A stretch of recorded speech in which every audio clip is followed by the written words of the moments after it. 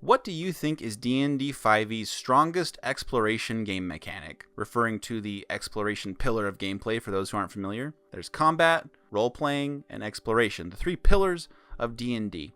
I think D&D 5e's strongest exploration mechanic lies in resting and travel. For one thing, I have a hard time identifying like really good rules for exploration in 5e that aren't just you as the DM and players having fun exploring. Like there's a lot of rooms in adventure modules that are just empty, but they have a very nice description and you think, okay. And so exploration to me isn't just you unlocked a DM's description. Yeah, there's like something behind it. I don't like to do random encounters unless I've tailored some very specific encounters and then I just roll to see which one I get. Not just like wolf pack number 2, a hag, but there's nothing to them. I think the strongest exploration mechanic for that reason is resting and travel, because I can introduce things that the players didn't expect, and they can choose whether to interact with them or not. So that's the best I could come up with. And the reason I wanted to ask this question is I really want to learn more about exploration and how people handle it, other than what people usually say in their YouTube videos, which I feel like I've kind of absorbed. In my opinion, I agree with you in that I feel like exploration is one of the most difficult pillars for many DMs to kind of understand and plan for. And I think a way to begin thinking about that is we have the three pillars. We have got combat, we've got social interaction. Basically, anything that isn't those two is going to be exploration, because like it's hard to plan. So things like puzzles, things like descriptions, things like maps, these are all part of exploration. And then we add on like what you of course assume, like dungeon crawling and going from place to place, travel, resting. And something that hasn't really been, I think, delved into as heavily in the books as they should have been is hooks, which people tend to recognize that term, and something I like to call the seed of curiosity, which you were kind of describing there in your description. Hooks, to give that a quick explanation, hooks helps player characters get involved in the story. Rewards of treasure and magic items, advancement of backstory plots, or a sudden event that might encourage immediate action or even combat. Whereas in my opinion, what the seed of curiosity, it's more gentle than hooks, and it speaks more directly to the psychology of the players at the table. It's kind of a meta element. Seeds of curiosity are details that encourage the game to go off the beaten path. Here's a little mystery. Do you want a bite? And then that bite is more of a metaphor for hooks, but with these seeds of curiosity, there is a promise of a discovery, whether that's, again, treasure, knowledge, a puzzle, or combat. I think that seeds of curiosity are a strong thing to invest in, is because regardless of how disciplined your players are at your table, and I find many players, regardless of how good they are at roleplay, cannot stop their own sense of curiosity from coming through in their character, because we all come to the table, we want to discover, we want to roleplay, and we want to experience a imaginary world that the DM has created for us. And I find the seed of curiosity comes up when I myself am a visual artist. So like I love making maps, like region maps, dungeon maps, and stuff like this. So I add like details that might mean little to me, like a map on my region, a tower on my region map.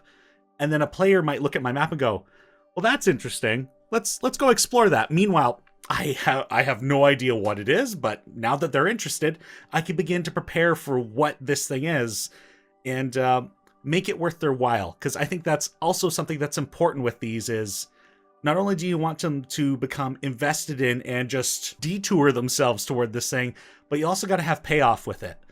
Like maybe there's a trapped monster there, so it's like a bad payoff, or it's kind of a lore thing. There's a puzzle that is preventing access to a gate into the Shadowfell, or you find an ally who's willing to teleport you anywhere in the region.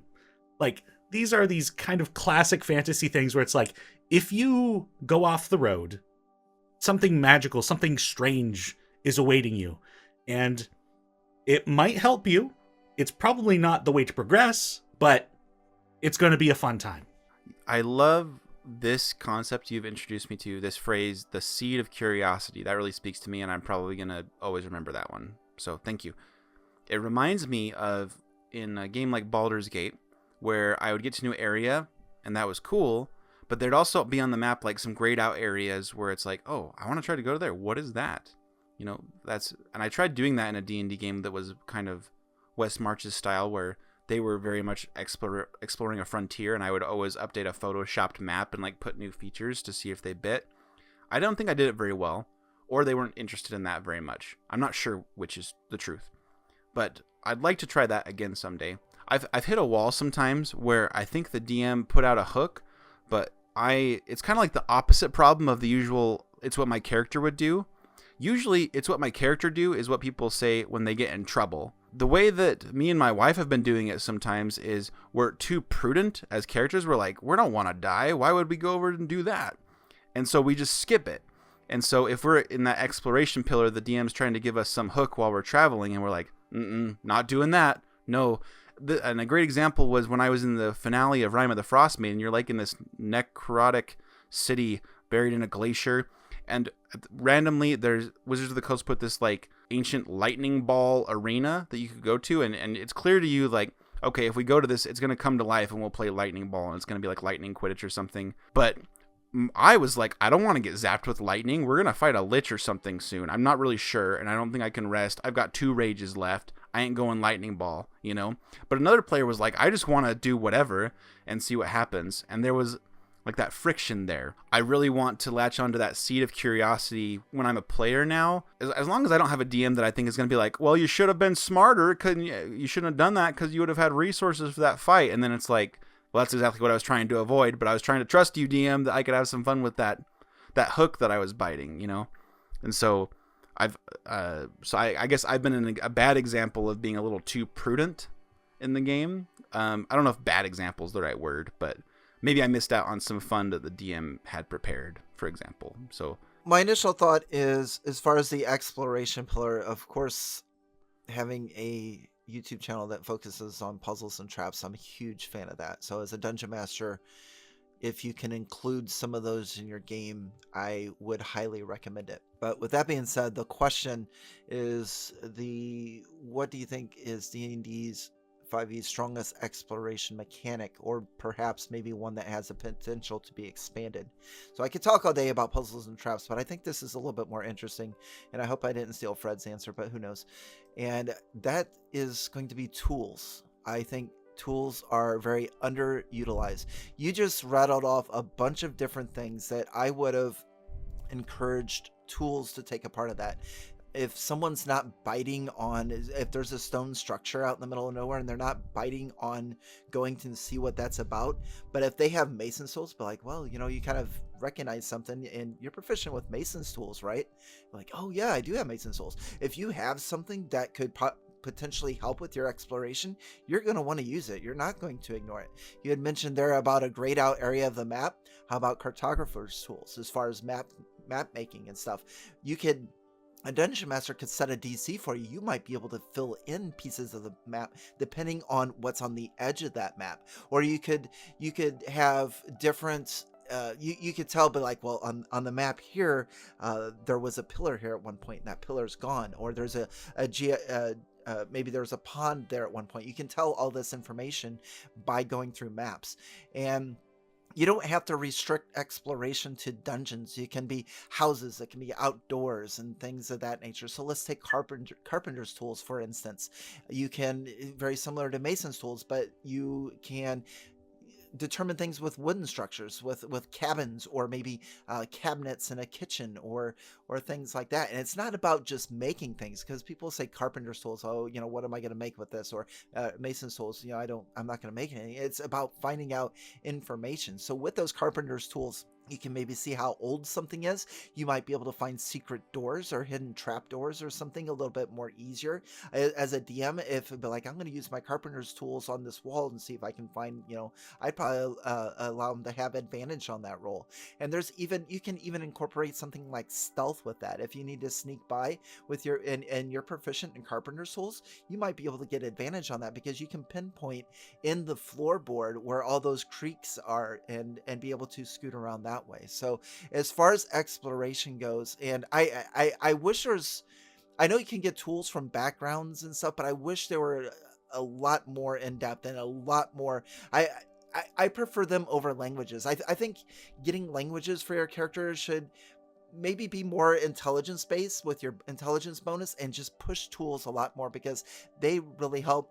And one more before I go, because it does regard to puzzles and traps, and that's painter's tools and jeweler's tools, because a lot of my puzzles revolve around gems. What do these do? Where do they go? Or paintings, maybe you have to put them in order or something. And if you're proficient with painter's tools or jeweler's tools and you come across those paintings or gems, I'm going to give you some advantage on some rolls, or I'll be like, hey, is your character proficient in painter's tools? Oh yeah, they are. All right, you noticed something. So I'm going to push tools. That's a great idea. Combining what you and Denny said, I'm picturing characters are traveling through the wilderness, and they finally come across something interesting. They see a house in the middle of a field, like overgrown weeds, but you can say to a carpenter in the party, you look at the house and it looks like it was just built. It's in the middle of a bunch of weeds. You don't see any visible signs of like work being done. Like, it makes you curious. Who built this? Did it just fall out of the sky? Did it pop up out of the ground? You feel compelled. You're just curious. You don't take away their agency, but you say your character is feeling this. So it's kind of like you are like very much setting the seed for them to see, let them know, like, this is your decision. Do you want to learn more about this or what? Yeah. I think that would be one way to kind of combine the concepts. I'm trying to learn more about exploration, if you can't tell. Like, this is a question for me as well. Well, I mean, it's just to draw a comparison from what you just said, you can kind of compare, I guess I should say, a dungeon master could use tools similar to passive perception. If you want to reward someone with an 18 passive perception, be like, your character notices this because their passive perception is high. Like you just said, your character notices this is a newer building because they're proficient with carpenter's tools. So you could use that to help sink in, is to players, if they have something, at least I know I do, if I have something in my inventory or a skill or ability, I like using it. And if the DM is going to set the hook on something that I have, I'm gonna take the bait. Yeah, and I like that. And in my head, like you mentioned, passive perception, but it's almost like, and I've seen this as a criticism of sometimes in Critical Role, particularly Exandria Unlimited, where the DM asks for a check, and then they roll really low, and then the DM just gives them the information anyway, and everyone's like, why'd you have them roll? Like, just because they are proficient with the tool, probably just give them that info, and then tool checks for that tool can come at another time. Kind of like being proficient with a language. Like, I've never had anyone have me roll to see how well I know the language. It's just either I know it or I don't. And you can have opinions about that, right? Of like how good you are at a language, which could be fun too. But the same thing with tools. Like, there's certain things you would just notice because it's your trade. And so that's a good way to think of it. Let's keep discussing, but Fred, let's get to your take on exploration. Seriously, the strongest exploration role or mechanic in Dungeons and Dragons 5e, is there such a thing? I mean, seriously. That's what I'm wondering. There isn't. I think crawl? I think it's been done better in the past. No, well, that's just one aspect of exploration. Yeah, it's a system you use when you're approaching it a particular way. And there's really not a lot in terms of how to deal with hex crawl in Dungeons and Dragons 5e. What they've done is they've released books that have a hex crawl in them and given you some guidance around how to do that later on. Yeah, I'm playing Tomb of Annihilation right now, and I'm just getting out to the hex crawl part of it. So yeah, I'm with you. So, but if you look in the Dungeon Master's Guide, like, you're not going to find it in the player's handbook or the monster manual. The Dungeon Master's Guide doesn't really give you the hex crawl in any kind of significant detail. I looked at the Dungeon Master's Guide recently, page 242 through to 244. It's what, 3 pages? That's it. Mm-hmm. That's all there is. What does that cover? Travel pace. Okay, cool. Well, like every game had travel pace. Visibility. Right. Pretty much every game had visibility. Tracking. Every game had that as well. Noticing creatures. Well, gonna have to have that, don't we? I mean, every game had that as well. Puzzles, almost non-existent. And their attempt to do puzzles and tashes is garbage. Okay? It is appallingly bad. Traps. I can tell you now, even the traps in the Dungeon Master's Guide and the stuff they did later on to sort of expand on it, simple, complex, like, what we're looking at is like old concepts that really haven't gone anywhere, and there's not that much. I mean, if you look at some of the stuff they had on offer in the past, Like even the 4E Dungeon Master Guide had just bucket loads of traps. Bucket loads. And the Dungeon Master Guide now? No. And then they release some stuff later on, and they try to give you some stuff around it. And then you look at that stuff and you're like, can you actually do anything with it? Now, me and Wally, a little while back, quite some time back, we built a trap. It was a skill challenge. And we built a series of things that would take place. This is Indiana Jones, Raiders of the Lost Ark, the Boulder Trap. And we did a series of rooms, and we laid it out and showed people how they could have a trap, and a trap is an exploration activity, and how it would look. And it's very, very different to what we're getting in terms of traps now. We don't get any of that sort of stuff. There's no real good stuff. I mean, Xanathar's Guide to Everything did something with tools recently, but when you look at it and you take it apart, it actually needs to be taken apart. There's a little bit there, but the vast majority of people don't ever use that stuff. I mean, players probably don't even contemplate reading very carefully line to line to understand exactly what they could do with the tool in the first place. That aspect, I don't think that Dungeons & Dragons 5e does it well. And there's a reason why it doesn't do it well. And that is because they have fundamentally changed the way the game works. And because they changed the way the game works fundamentally at its core in terms of the environment, it has made exploration much more difficult to actually put into your game unless you do a lot of work at your end. So here is what you were looking for, Jordan. First off, for exploration to work, you need to have darkness. You need to track time. These are all things that Gary has said before, and a lot of people who have played this game in the past. You have to have safe sites. You have to have secrets. You have to have mapping. Not mapping is a problem. If the Dungeon Master's doing all of that, you've just lost a great huge aspect of that whole exploration process. The maps that they make don't need to be any good, but they need to have something, right? Random encounters and wandering monsters, everybody gets caught up into this, oh, that's combat. No, it can be, but it's not always. It can be something else. One of the problems, I'll break that apart for you. You tell me where you need me to stop and I will. So, darkness. Why is it not working in Dungeons & Dragons 5e? I really want to know. This is probably one of the top 5 things that I've been thinking about the most, because I hear people complain about darkness, and I'm not sure I agree with it. So I'm very interested. Let's go ahead. Keep going. So one of the problems with exploration is not knowing where you're going. It's the fog of war. It's actually extremely important, and it's kind of been removed from the game. Now, why is that the case? Well, because most races that you can play have dark vision. Now, the argument has always been, well, yeah, but they have disadvantage. Yes, they do. So you can't see as well as you would normally, but you can still see. The problem is when you move through an environment and you can't see, that's a terrible thing. How many of your groups who have player characters carry torches or a lantern or even a candle? Like, a candle doesn't get you very far because it's not going to produce a lot of light. One of the aspects of exploration is not knowing where you're going and having to see beyond where you can see.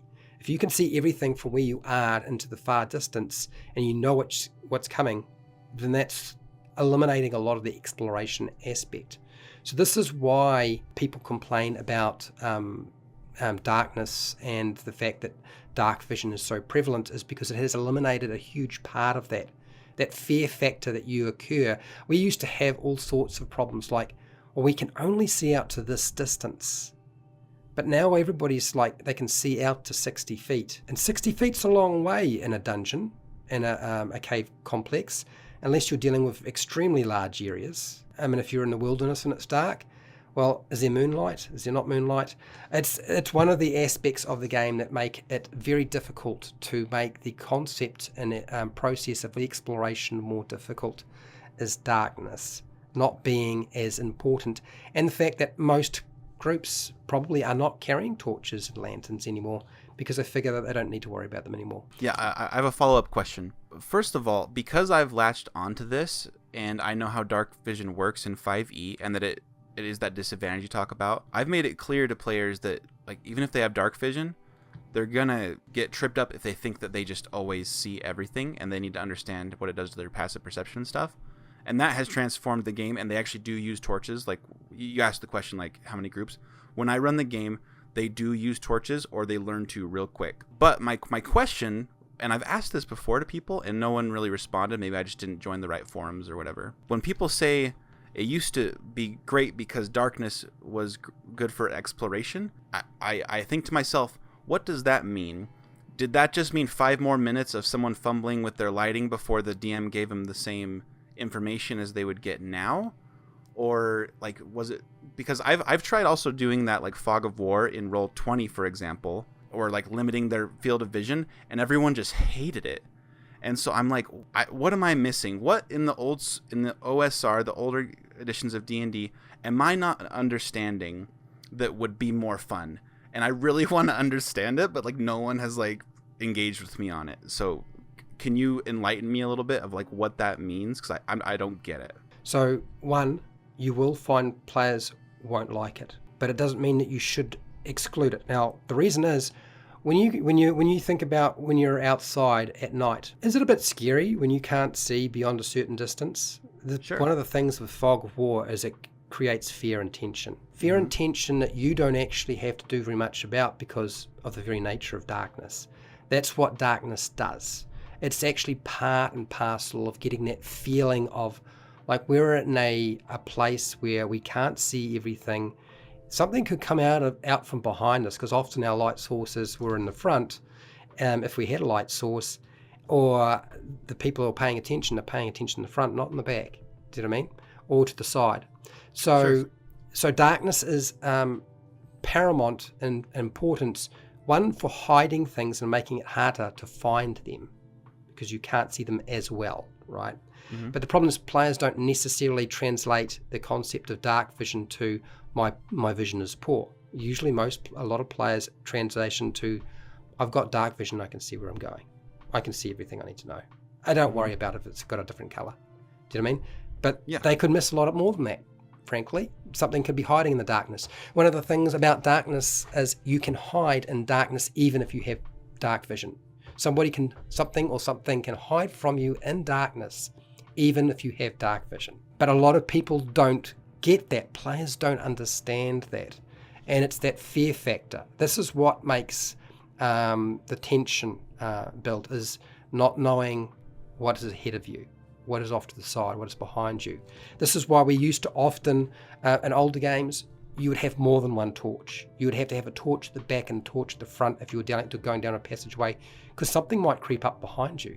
So that's why people talk about darkness. Now, tracking time, the longer you are in a dangerous location, what's the most likely thing to happen? Something bad is going to happen. Something's going to find you. Monsters are going to move around. Not just patrolling monsters, not just wandering monsters, but monsters don't just stay in one location, right? If it's a living, breathing place, they move around. So it was always a thing that you needed to take into consideration. We've been down here a while. Should we actually stay? Or is it actually too dangerous to continue staying here? So tracking time is really important when exploring, because it's actually very sensible to take a long rest after you've been exploring. Because when you're exploring, you're not exploring for 5 minutes. You've probably been exploring for hours and hours and hours. The battle took probably 30 seconds or less, but the exploring side took much longer. So it actually makes a lot of sense to sort of like, we've been going for a few hours, the sun's going down, it's harder to see, maybe we should just make camp. And so tracking time is important. And it's actually fine for players to leave a ruin or a dungeon or a cave, an old cave or a castle. We can't stay here for too long because we don't know what else is here. We've found some of it, but not all of it. So tracking time is vital for building up tension and bringing in greater threats and revealing more. So if you don't track time, it's hard to do that. Add one thing to that, Fred. Yeah. Doesn't that include, like, if you're looking for like secret doors or traps or something? It's not like I look for secret doors and it's like, nope, you don't find any. I mean, that takes spend a time. long time. I mean, it's like a per 10-foot section. I don't know what the rules are. Fred can probably help us with that. But you're like looking at section by section. I mean, if you were to take a 30-foot by 30-foot room and you want to head, all the way around it, look for secret doors, that's going to take a lot of time. A lot of the time people look at a room like, oh, we're going to search the room. But to search the room thoroughly, how long is that going to take? A lot of people just assume it's 5-10 minutes and we're done. I Right? often ask the players, how long are you going to search? And then they're like, oh. And that's really more the deciding factor, is like of what they will find, and them realizing how long it takes, and there's some urgency. If there's no urgency, they don't care how long it takes, right? Yeah. But yeah. So that's another factor, because the longer they search, the more likely something's going to find them or move into the area, or something else is going to happen. I mean, the longer they take doing anything, there might be other events taking place outside of this location, somewhere else in your story, where the villains are, they're organizing their army. They're about to go and raid a village, and while you're down here doing your exploring, things are progressing. So it's actually, tracking time's really important for a variety of different reasons. Secrets is another one. Now, secrets, it's tied into traps, puzzles. It's also tied into your secret doors. Now, we have those sorts of things, but if you look at the DCs in a pre-made adventure for finding a secret door, it's like a 10 or a 12. Yeah. Do you know what a 10 is? I'm sure you do. Yeah. Easy, right? Very easy is 5. So you're telling me that everybody who ever made a secret door in these places is really shit at it. Like, nobody is not going to find this thing. Like, everybody is going to find it.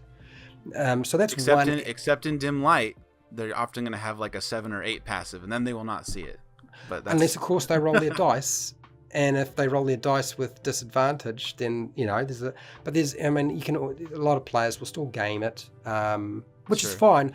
We're not trying to stop them finding the secret doors, or the secret locations, or the things that are hidden. But we want it to be a reward that they earned, not just, and there's a door. Might as well just be a door. So DC 5 or 10, those are secret doors I want them to find. That's right. That's You right. found a secret door. Congratulations. Yeah. So a lot of my secret doors. a lot of my secret doors have a DC of 20 or 25, even at low level. 20 is quite common. That's a hard DC because it's a secret door. Should be hard to find. Yeah. And but once you find the telltale signs of the secret door, and it's a panel on a wall, that's when your carpenter's kit comes into play, because you can actually get it open, right? Now, Yep. An aspect to secret doors and secret compartments is we often use mechanics in terms of dice rolls, rather than setting it up in such a way where the way to find the secret door is you can't find it with your eyes, your ears, your nose. It's not going to show up that way. You have to manipulate something. There's something in the environment that they have to say they do. So the real secret door and the real mechanic, which you can't really write in any obvious way, it's something that you as a dungeon master have to decide on, is like, there's a coat rack here, but if you pull on the third coat rack, it's not obvious that it moves, but it will move. And when it does move, there is a panel on the floor that moves out of the way and reveals the staircase. Now, that rewards players for actually manipulating and exploring. We do not have those sorts of things in our games in 5e. Things that actually in some of the older games did not exist either, but things like the Tomb of Horrors, which is very, very difficult, did have that sort of thing. You actually have to peel the wall off to find the secret door. Like, there was an overlay to it. You'd actually have to go and scrape off something to find the secret door. That's how difficult the secret door is to find. Yeah. Finding a secret door might require you to discover that actually the passage was blocked off and sealed off. You have to smash your way through with a pickaxe to find the secret passageway. because they walled it off deliberately so nobody could find it. These are the sorts of things that really make exploration very different. You think about it, most people who come to a dead end, do they actually grab the pickaxe and say, the layout of this looks really weird. Why is it stopped? Do they never finish this passageway, or has it been blocked off deliberately? And then pull out the pickaxe and wail on it. Doesn't happen. I think Mason's tools. Don't forget your Mason's tools too. Yeah. You're I proficient. think that the way that 5e's adventure modules is actually enforcing people to not investigate those sorts of things, because there are lots of dead ends and a lot of empty rooms with a long description that are just empty rooms. And if they think, well, I'm going to investigate further, the DM's just kind of like, you are? Like, there's nothing here, you know? And that's how it goes. So it like reinforces like anti-exploration. Yeah. And that's kind of what that's partially why I asked these questions, is I'm like, do they want us to explore? I like that you also brought up, I like everything that everyone has said. Thank you very much. I also liked that you brought up, Fred, that traps can be thought of as exploration, because usually when traps are talked about, they are just talked about as a way to whittle down character hit points and resources before a big fight or something. And that's like not very satisfying for the players or the DM. But if you use them as exploration aspects, like I can already think of how shifting my paradigm on that could make them more fun. And I like that. And then I think, okay, Xanathar's gave us all these traps and tools, to do more with tools. Whether or not it's enough or it's good guidance is debatable, right? But I always wondered, like, why did they latch onto those things? Is it just like for dungeon delving? And I think maybe partially it is. Maybe they did try to give us more exploration tools, like you're talking about. So I'm gonna have to think of traps differently from now on, and maybe I'll like them more. So yeah, I mean, I find that, and I think Wally will agree with me, I think the best traps are the ones that I think skill challenges make really good traps. Mm-hmm. But when I say skill challenge, I don't mean a series of dice rolls with a certain number of failures and a certain number of successes. Mm-hmm. That's not what I'm talking about. Safe sites is another thing. You know, part of exploration is knowing where you should go to stay safe while you are exploring places. This is when I've learned it's so good to have a place to return to. It doesn't have to be like the big city you came from, but some sort of site of familiarity. Mm-hmm. Yep. And then because players don't often map locations themselves and dungeon masters lay them out themselves, and because the secret doors are always so easy to find, they don't have to worry about figuring out the negative space. One of the things older games is you would map out, and the idea is you'd look as you were drawing and the dungeon master was explaining this setup. Why is this structured this way? There seems to be a lot of empty spaces there. Is there something there? Is there a chamber there? We just haven't figured out the entry point. And so this is another part of the exploration. Now, secret doors and secret chambers, they're not there necessarily to be the thing that you progresses the story or the adventure or whatever. They're there as a reward for finding the thing that nobody else has found. If you think in terms of Tutankhamun's tomb, which is, they've been revealing sections of that tomb for years. It's a very dangerous place to actually explore or deal with or excavate, because they have set up so many traps. And they've used all sorts of equipment to figure out that actually there's probably hidden chambers in these different locations, but we can't dig it out because the whole thing would come down. But they know there's a hollow space there. What is that hollow space? So this is another aspect of that. When you're doing your tombs, normally you had a gallery. You had a antechamber, which is where they put all of their possessions when something died. The next part, surprisingly, is often just the burial chamber from the antechamber. Now then, the next chamber from there, after the body, there's a treasure vault. There's a treasure chamber. A lot of people fail to realize is there's usually the treasure chamber that you can find easily that might be hidden behind a secret door, but there's often a false treasure vault. It might have something in it, but it's not the actual treasure that's in there. So a lot of people need to sort of equate themselves with the concept of a lot of these, if you want to hide somebody's wealth, you do it in such a way there's not going to be a door. there's going to be a wall. So you have to figure out what's going on here. So Mason tools might help with that in terms of the exploration, to figure out, well, actually it looks like there might have been a doorway here, but it's been bricked in. There's something strange going on here. I feel like when I knock against the wall here, it feels like these bricks, maybe there's some hollow area behind here, or there's a little bit of air coming through, it's coming from somewhere else. Because they used to put in air vents in a lot of these places while they were working, particularly in the pyramids, you know. So you would find that you'd go into a location and like, okay, where do I go now? Well, I can figure that out because there's an air vent leading into the secret chamber. Then also a hole is developed over time that leads into the area I'm in. So these are things all around exploration that change everything. And we kind of lost a lot of that, unfortunately. Yeah, I have never had it occur to me to have the players rely on their own maps. But you might have seen me pointing my finger. Maybe you were too busy talking, but it resonated with me. I think Denny saw me. I've been so frustrated when I run on Roll20 and I use a map someone made or a module map, and my dad or someone says, well, there's clearly a secret here. Why is there just this black spot in between the walls, like just negative space? We know that there's got to be something in there. Stuff like that. And it's just kind of given to them. And it's not like super frustrating, but I'm always just kind of like, that's lame. First of all, like the stuff that's easy to find doesn't really reward them. It's just like secret doors that go to nowhere. It's like, okay, thanks. They feel rewarded. No, they don't.